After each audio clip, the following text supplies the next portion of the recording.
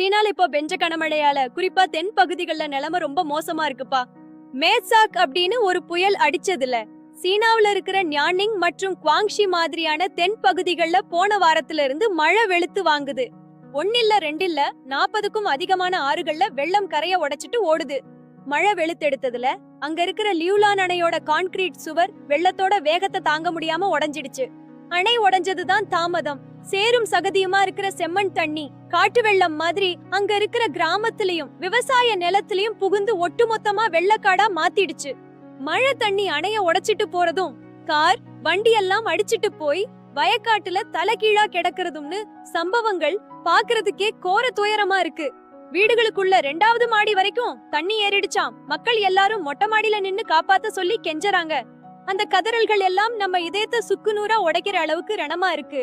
நிலைமை கைய மீறி போனதால அந்த பகுதிகள்ல இருந்து 1 லட்சத்துக்கும் அதிகமான மக்களை அவசரமா பாதுகாப்பான இடங்களுக்கு மாத்திருக்காங்க.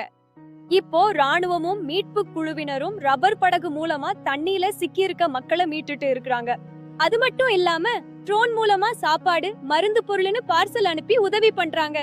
ஆனா கொடுமை என்னன்னா இந்த வெள்ளம் வடியறதுக்குள்ளே அங்க பாவி அப்படின்னு இன்னொரு பெரிய சூறாவளி புயல் கரையை நோக்கி வந்துட்டு இருக்குன்னு வானிலை மையம் எச்சரிச்சிருக்காங்க.